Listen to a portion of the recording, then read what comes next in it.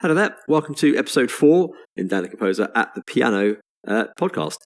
I am going to be talking about a couple of things today. Thanks for the requests, both the repertoire and the questions. I'm going to go through 3 songs, All the Things You Are, I Can't Give You Anything But Love, and Bewitched, Bothered and Bewildered. These are the demonstration songs. The first topic is going to be the internal jukebox. Then we're going to be talking about accompanying. That's going to be second because it's going to assume that we have mastered the chords and dealing with the lead sheets as well. So the internal jukebox is a philosophy that I came up with 9 years ago or something, but I already knew it, I just hadn't named it. And my water pianism philosophy actually contains many internal things: internal jukebox, internal metronome, internal piano, internal sheet music, internal lead sheets. They're all in the mind. The best way to master a song, we're focusing on jazz, but this does apply to classical. There's just a bit more effort with classical when it comes to actually studying the sheet music, because of course there's lots of notes. But in jazz, it's just the chords to have to worry about. And it's interesting that there are so many songs that you know already without even wanting to, which are so famous because you've heard them so many times. Think of Queen or Elton John, Phil Collins, all those kind of hits from the 80s and 90s. We just know them. We hear them. We know them. You can play the song in your head. It plays normally in the correct key. It plays at the right tempo. You can hear individual notes. You can hear drum fills. And you haven't even tried to learn those songs. They're just there. I mean, most people know Bohemian Rhapsody because it's so overplayed. People know Sweet Home Alabama, all these kinds of things, plus a couple of hits from the last 10, 15 years that they just constantly play on the radio. You're out and about. You just hear them everywhere. So they've unfortunately found a way onto your, well, maybe unfortunately, found their way onto your internal jukebox, and you can't really get rid of them. But when you want to put them on there on purpose, it doesn't just come down to listening. There's different layers to listening on your internal jukebox in different ways, not different ways, but different layers that you want to add to the internal jukebox. So you don't just listen to the song from one person, 10 different times until you know it. That's not really what it means. When you're listening to jazz especially, there's of course different instruments. And one way to really enforce a song on your internal jukebox is to listen to the original if you can, because that's what everything else is based off. You may like variations and more recent versions, or you might like the original. But like What a Wonderful World, that's a classic that can't really be improved upon because it's just so brilliant the first time round. But other ones are very, very old songs. Maybe the quality is quite low because it's from the 30s. And there may have been a fantastic version recorded by somebody 30 or 40 years later, which is now the definitive version, which happens, quite a lot in jazz. So the idea is that you'll go back and listen to the original version. And if it's good enough, like What a Wonderful World, you can't really, embed, you can't really make that better. You will listen once or twice just to the song. Imagine you don't know the song. So let's just take a song you don't know. Let's take one of these songs actually from now. Maybe you don't know the song, All the Things You Are, or Bewitched, Bothered and Bewildered, you probably don't know. So let me just use that as a first example. You would listen to some versions. If you're listening on the YouTube version, in the description box below, I will have linked the versions of the songs which I have enjoyed and would have used if I was learning the song for the first time.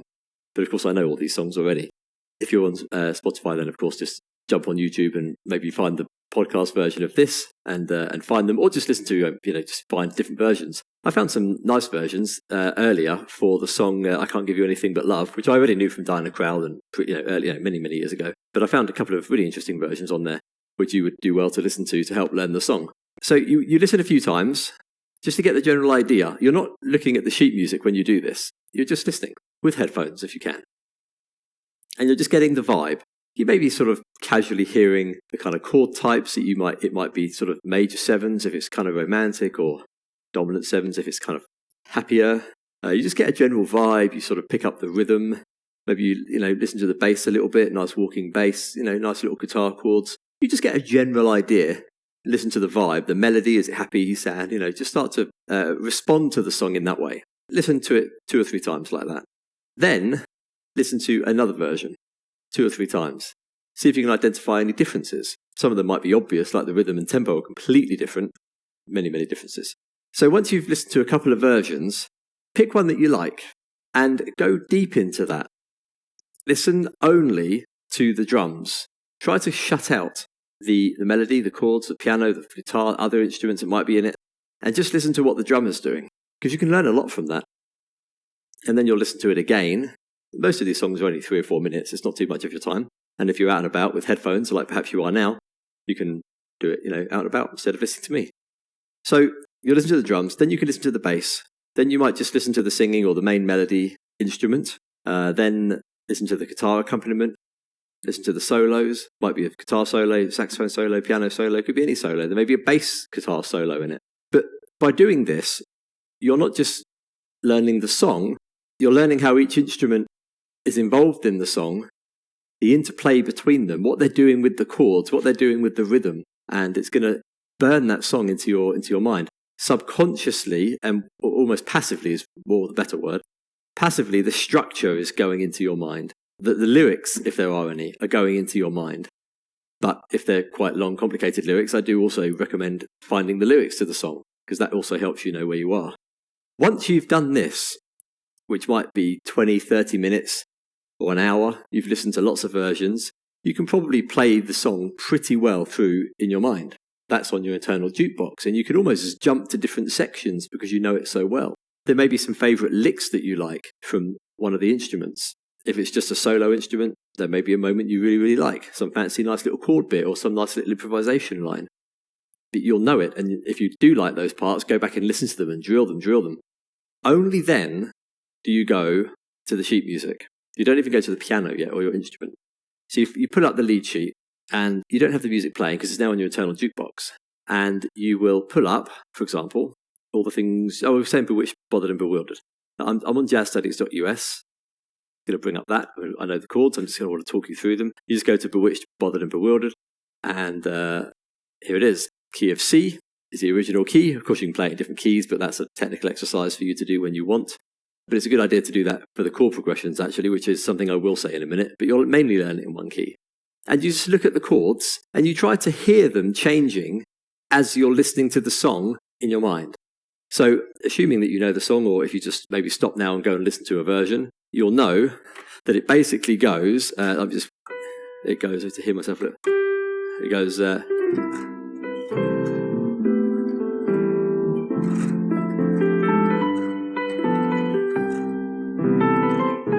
last note there.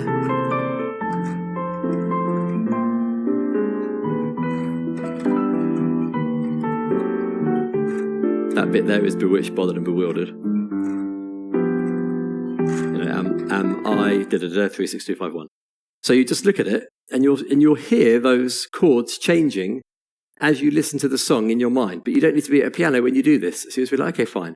Well, okay, I can hear the chords. Okay, you're not looking at the structure yet. You're not looking at the numbers yet. You're just looking at the chords generally, just to get a feel of the kind of chords that are in the song. So step by step.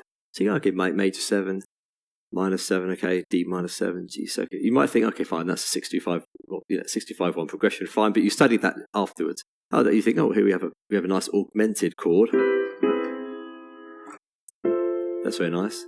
Then it's going to go up to a nice B flat 13 chord, and you go, okay, fine. You've got an E flat whole diminished there. On jazzstudies.us, it puts in like a faded grey better chords or alternative chords. You may find this in one of your fake books, and it has slightly different chords. There's not really one fixed way to play any jazz song. There's a kind of way that's sort of 98% okay, but you can sometimes mix chords from different places if you have more than one source for the chords.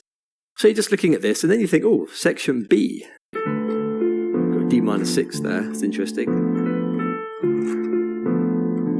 That's a nice chord, and then to A minor 7.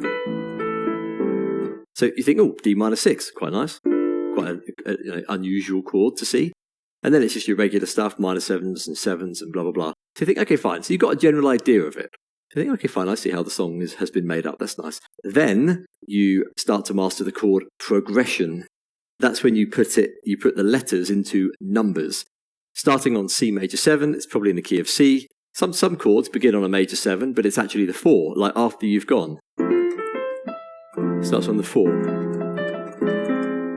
Then it goes to 1. Then up to 6. So it actually starts on the 4, even though it's a major 7. So you'd have to kind of realise that it's a 4 or a 1. But more often than not, it's a 1. So it's going 1, 6, 2, 5. So you put that as a block in your mind. 1, and you hear the song playing. Okay, 6, 2, 5, 1. Then this C7 sharp 5, so the augmented. So that's going to be the next section. So you've got 1, 6, 2, 5, 1. Augmented, which is just a transition chord, which goes up a fourth to F, which is, of course, what happens in jazz all the time. Up a fourth, up a fourth, up a fourth. And then it goes up a fourth again. I've said that so many times. You go up a fourth, and very often you'll go up another fourth again. So it's going to go from that C augmented up to F major 7, and then up to B flat 7, but a nicer chord, B flat 13. But anyway, it goes up a 4, up a 4. Then it comes back to 3, 6, 2, 5, 2, 5, 1. Yeah, 3, 6, 2, 5, 1. So it's very, very standard stuff. But on the 3, the 6 chord, which is would normally be an A, is a transition chord, which is an E flat whole diminished, E flat, G flat, A, C, down to the 2. And that happens a lot, which is just a bit of jazz theory. Instead of going 3, 6, you can. 2, it's quite common to go 3, minor, whole diminished, so E flat, the flat 3, then the 2, then the 5. So that sometimes happens.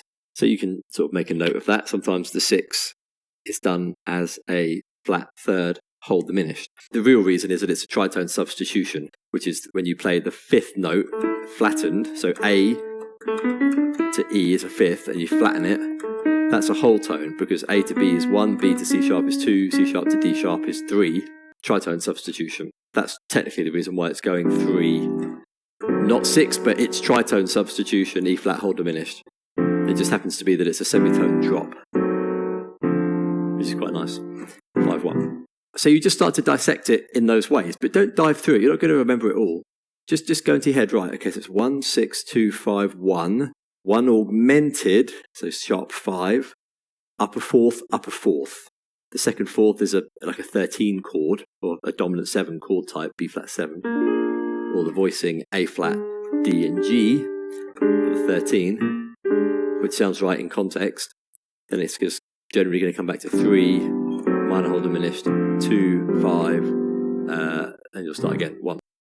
So then you might try that in a different key, as I was just mentioning, as I mentioned earlier, that you can jump up to a different key just to confirm that you have mastered that progression numerically. So let's just put it into the key of F.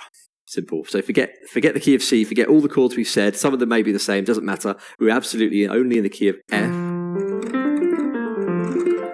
So it's going to go 1, 6, 2, 5, 1, 1 augmented, up a fourth, 3, minor, as a whole diminished, 2, 5, 1. So you've drilled that number sequence. Forget the melody. That's later. You'll improvise. Doesn't matter. You can find that by ear because you know it so well. You can find it by ear anyway. The melody is last in jazz. It's the chord structure and the chord types. The melody comes after because you're going to improvise anyway. So it doesn't really matter too much. And you can always modify a melody. I mean, listen to Ella Fitzgerald sing. You don't need to worry about the melody being fixed. Listen to Chet Baker play the trumpet. The melody does not need to be fixed. So don't worry about all that fixed stuff. You can always, move it around. Doesn't matter. So it's going to go 1. It's going to go F major 7, D minor 7 for the 6, G minor 7 for the 2, C7 for the 5, 1 augmented to the C sharp, up a fourth to B flat, major 7, up a fourth again, but to a 7 chord, E flat 7, back to 3, so A, minor, A flat, so it can be whole diminished on the A flat, and then 2, 5, 1.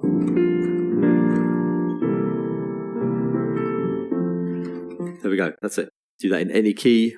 I'll do it in the key of E flat, so 1, 6, C minor 7, F minor 7, E flat 7, E flat major 7, then augmented with a B in it and a D flat for the flat 7 on top, up to A flat, up again to D flat, then back to 3, so G, G flat whole diminished, F minor 7, then 2, B flat 7, and back to 1 again. So it doesn't matter what the key is, because and I'm not looking there because it's in the key of C. It's on my laptop. It's written in the key of C. So I'm also not cheating.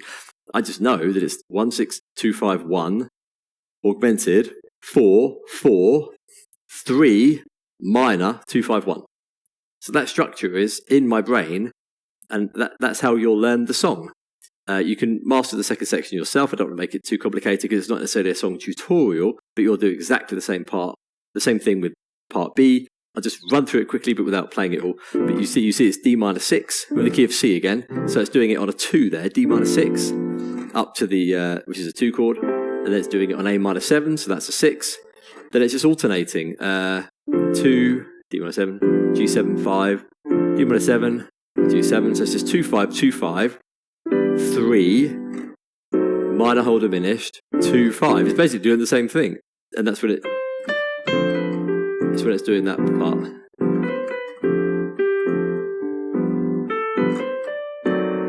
Oh, sorry, E minor 7 to the whole diminished on the E flat, and then you just start again. So it's a very easy part of that. So you can easily do that yourself. The other song was All the Things You Are. That is a very easy piece in the beginning because it's in the key of A flat. The chords are up here, but I know it already because it's just a 6, 2, 5, 1, 4, and then a 2, 5, 1 onto the third. So in the key of A flat, 6 is F minor 7, B flat minor 7 is 2, E flat 7 is 5, A flat 7 is 1, up a fourth, as always happens in jazz, up to D flat major 7, and then because the master key is A flat at the moment, we're doing a 2, 5, 1 onto its third. A flat's third is C, so we do a 2, 5, 1 onto C, D minor 7, G7, C major 7, and you can just resolve that to a 6. So if we put the melody in, because it's pretty easy, so this is going to be in the key of A flat, starting on the A flat note, F minor 7. B flat, minor 7, E flat. That's A flat now to D flat. Then 2, 5, 1 onto C. That repeats a fifth up in the key of E flat. You do exactly the same number sequence. It just can't be easier. You've just done, and you're going to do again, but you did it first in A flat, 6, 2, 5, 1, the jazz progression. You can't possibly forget that. And then up a fourth, and then a 2, 5, 1 onto the third, and you're going to do all that again in the key of E flat. Fortunately, because you finished on C major 7, and then you just resolve it to C6, C is the sixth of E flat, the new chord that so you're just going from a C major 7, C6, you end the previous section A, and you go into section B as a C minor 7, which is now a sixth of E flat. So you're now in the key of E flat, C minor 7, 6, 2, F minor 7, B flat 7 for the 5, E flat for the 1, up a fourth, A flat, and then a 2, 5, 1 onto the third. The third of E flat is G, so you're going to go A minor 7, D7, G major 7, and resolve it. Section 2 is again the 2, 5, 1 onto the 3. You just repeat it.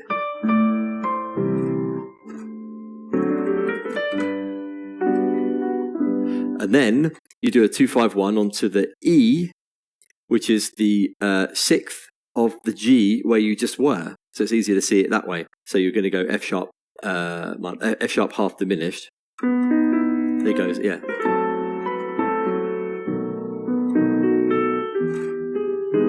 And then you go to the E augmented and start again. So the number sequence is just 2, 5, 1 again onto the 3, and then a 2, 5, 1 onto E, which is the 6 of G, do an augmented, and start again. So that's that song. And then the other song, I just wanted to go to the song, which was I Can't Give You Anything But Love. And soon we're going to jump over to Accompanying. But obviously you would have gone through these songs lots of different times, heard lots of different versions, blah, blah, blah, listen, different instruments, different variations, all great. Maybe get the lyrics down, fantastic. That could be an hour or two. It might take 1 or 2 days to listen to different versions, let it settle. No rush. Then you go to the chords, look at the chords as you, all away from the piano, away from the piano. and you have a look at the chords, see the structure, see the idea, get the general idea, then work on the actual progression itself, identifying it as numbers. You're going to see all the same patterns that you see all the time in jazz, as I'm proving in these 3 completely random songs by different people. 6-2-5-1, up a fourth, 3-6-2-5-1. It's all the same stuff. We're going to, scrolling down to I Can't Give You Anything But Love, which is here. I think it's the key of F. It is.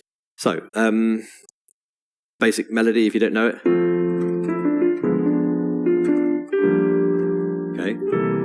1. That's a 1. The progression is 1, F major 7, and it's doing a whole diminished on the minor. Now, this is a common thing that happens in jazz, but it's not really a minor whole diminished, even though it is. There's a D in that chord, because the A flat whole diminished, this is what it's dictating, it's only because it gives you the A flat in the bass. And it just sounds nice because it drops down to the G for the 2 and up to the 5 for the C, 7. But you can still see this as a D chord, which is the 6, to give you the 1, 6, 2, 5, because the A flat whole diminished has the same notes as a D diminished.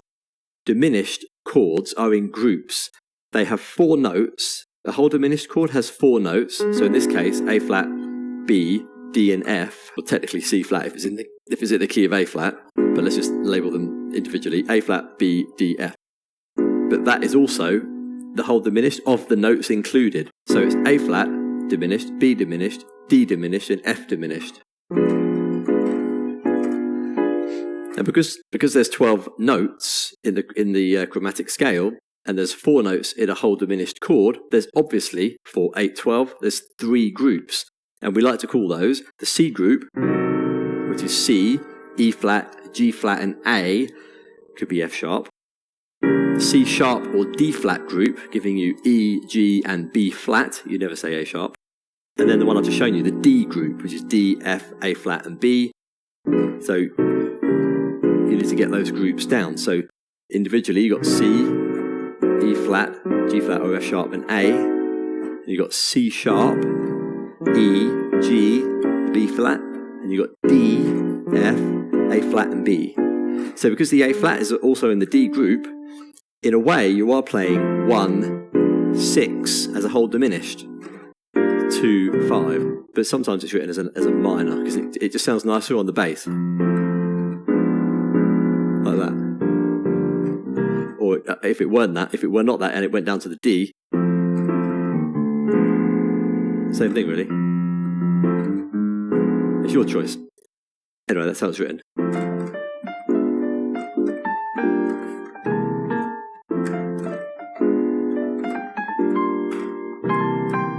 Then it's going to get... Now, I know that I can already hear that this is a little bit wrong. You'll find different chords in different books. This is just on jazzstudies.us, but I know this is not right because I know that it should go... I think I'm hearing this on the... Well, I've heard it lots, but on the Diana Krall version, I'm 99% sure it goes straight into the 2-5-1 onto B flat.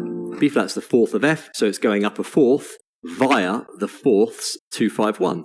So you'll learn this song as, 1, 6 as a whole diminished, could be the minor, 2, 5, 1, 6, but on the minor, could be the minor, could be the 6, 2, 5. So you repeat that thing twice.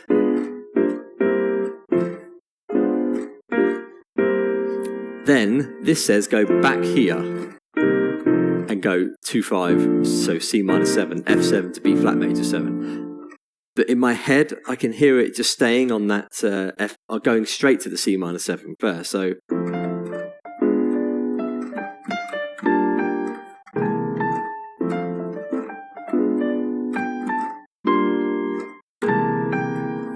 and then going,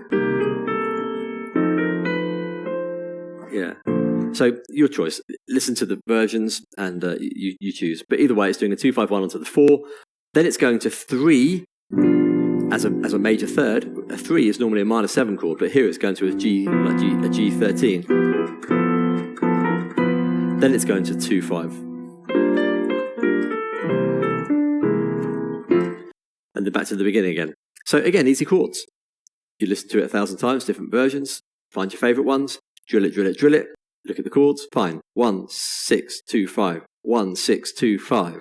2, 5, 1 onto the 4. then it's doing a 3. I don't know why, actually, I said 3, because it's not 3. It's actually going onto the 2, which is G. For some reason, I was in the key of E flat. It's going on to G as a major third, and then it's becoming a minor, which happens a lot on the 2 chords, and then the 5. So that's all very, very easy. So, hopefully, you've got the idea of what to do. Listen a lot, different versions, come to the chords, get the structure, don't go to the piano yet.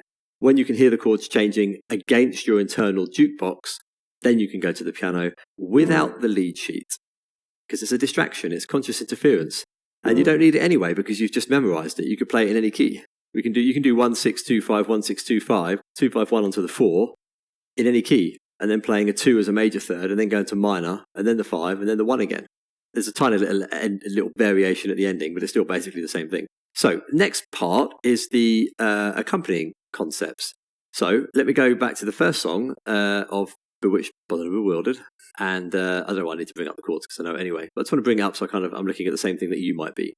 So when you're accompanying somebody, you don't want to interfere with their melody, but you want to define the bass note of the key of the chord, just so that people can follow along and they know where you are. You don't want it to be all about you. Occasionally you can put in a pretty little thing in the right hand. You can play nice extensions, but a lot of it is about maintaining a nice rhythm, assuming that there's a rhythm and it's not completely freestyle without any kind of rhythm. And you want to highlight interesting notes, hit some blues notes, hit some extensions, nines, but move around and you'll see what I mean. So most of the playing is going to be, because it's generally said that there are 3 parts. You've got your bass area, doing all that stuff down here, and you've got your chord part in the middle. And then the singer, generally, is going to be, up here. So you don't want to get too much up there, and the singer won't hopefully come too much down here. But if they do, go up here, keep the bass down there, let the singer sort of take the middle. It's an interplay, I guess. If you listen to Diana Krall, you'll get a good idea of how that works. Or Oscar Peterson accompanying Ella Fitzgerald, very, very nice as well. So this song, you can do a little introduction over the 1 6 2 5 using all the piano. So I'm just going to do a C, A, D, G introduction. I might do an augmented on the key of G for the 5 chord. And then the singer's going to start. I'm not playing the melody. I want you to hear the melody in your head or even sing it if you want to. So 1.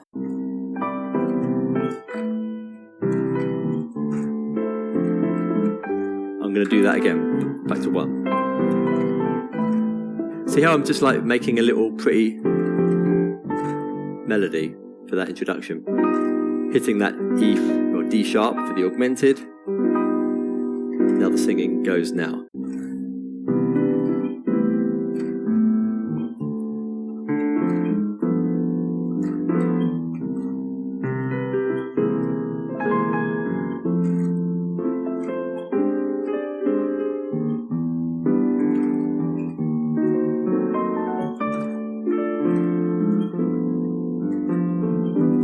Do another little 3/6 because there's no singing here.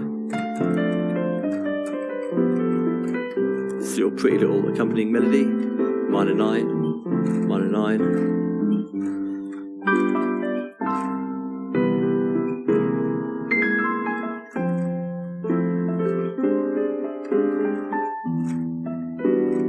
E minor 9, fancy A chord, D, G.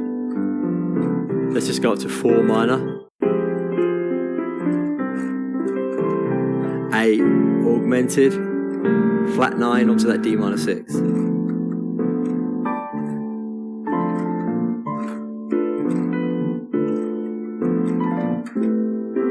minor. D minor 7 here. G7. Now the E for the 3.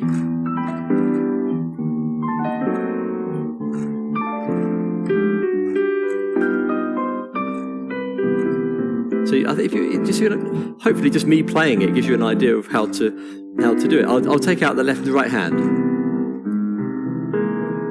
This is honestly only my left. B flat 13. I should have done that. E flat. I went to another song for some reason. D minor 7. Down to A, D minor 7. Let's imagine it's you. E flat, E flat, A flat, E, F, F sharp, G. Now I'm going to finish on D flat major 7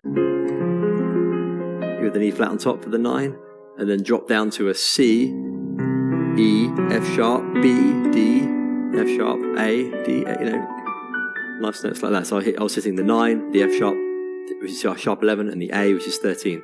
Just sounds a bit more interesting.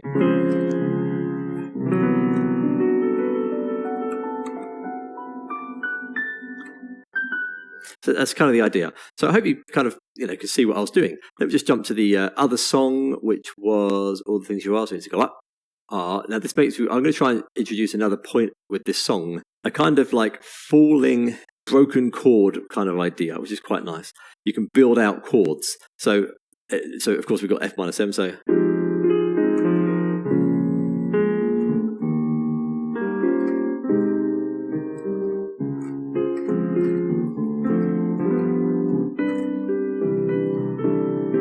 So one thing I wanted to say is that instead of just playing those chords like that, it's nice to build them up. So in the left hand, the right hand normally does the building. So in the left hand, as I'm doing the bass, I'm playing F and A flat, like that. But my right hand's going to do something like F and G, F and A, F and B flat, F and C, F and E flat, to build out the chord.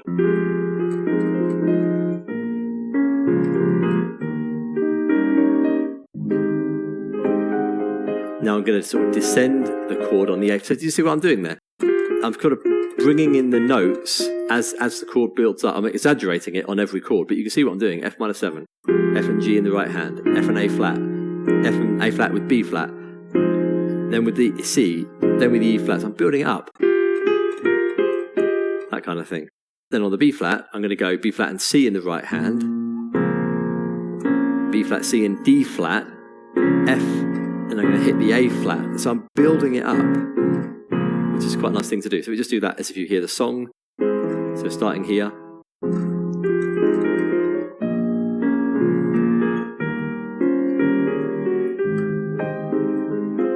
And then on that A flat, I kind of came down and undid the chord. It's quite a nice thing to do.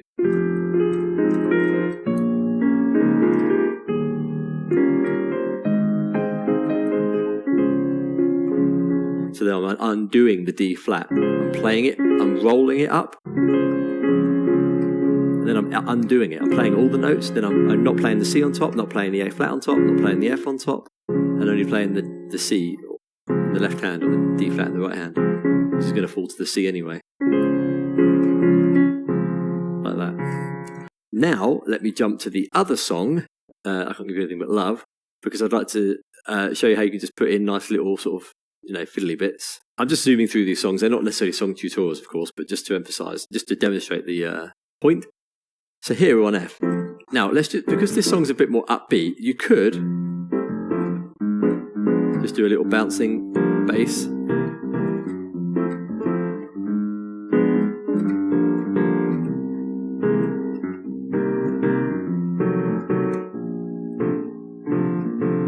The kind of thing I mean to do is that you'll play. Let me just get the beginning. So I'll play it at this kind of speed, that kind of speed. 1, 2. So you're just accompanying.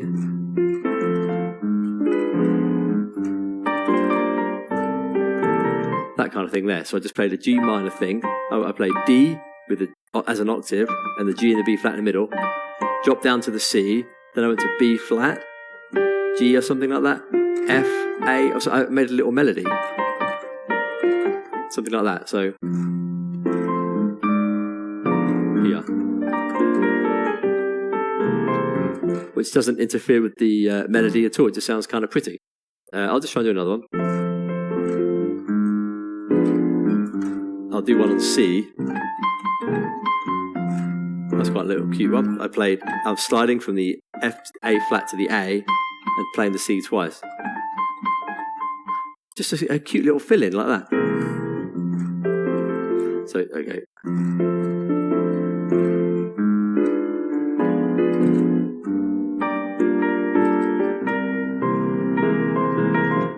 So that time I just played B flat. You don't want to do too much because there's a singer. So I'm not saying this is not improvisation. This is just like little bits to do. And I landed on the G that time, the 9. It sounded quite nice. I can't sing. I'm not going to sing. You'll have to kind of play the song in your mind to sort of hear what I'm doing. So let's try again. So this is normal chords accompaniment. There's a little bit of one there. I'm playing F major 7, but my thumb kind of went for a little walk. It kind of went G, F, E, D, E, F. That kind of happened.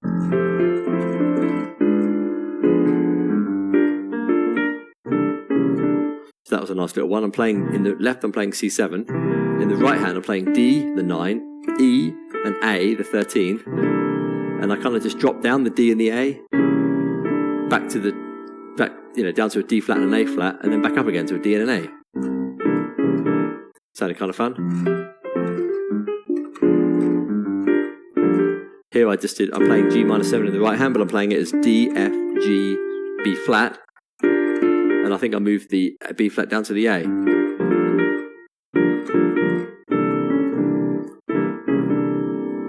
So it's just moving around like that. But when the singer's going on and, it all sounds quite nice. You can do a walking bass, but then you really have to just jab the chords in the right hand. And a walking bass is kind of a bit more of an advanced thing to be able to do. And you really, really, really, really have to know the chords. But all you're doing is basically playing in this 4 notes per bar. So the basic version is that you just play the chord as a walking bass. That's the first way to get used to doing it. So I'll put the chord up here. So I'm just playing the notes.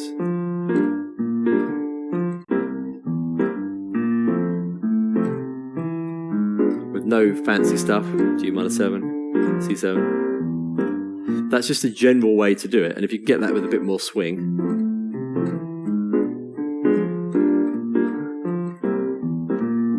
Like that, it sounds quite nice. But the idea is that you play a semitone. You want to kind of, let me just do it and see what happens. Yeah, so here I played F, A, C, A. I'm going to go A flat, B, D, D, just to play it again. Then I'm going to go G, D, B flat, B, C, down to the C on 2 half beats, bottom, D, so it's like half, 2, 3, 4, so D, E flat, E, to the F again.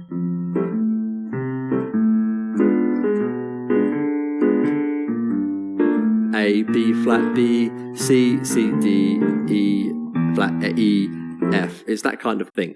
Bit more advanced, but something worth playing around with. I can't really think of anything else to say to put in this, really. I think I've looked at the songs well for you. You know what to do with the internal jukebox, listen to different instruments. That's how I learned a lot of these things about bass and drums and everything, and fills and guitars, and even how to accompany a pianist, really. Listen to Dinah Crowd, listen to Oscar Peterson doing it, listen to, all of them, really. They've all done it. Bill Evans, even. A lot of it is just playing these nice chords.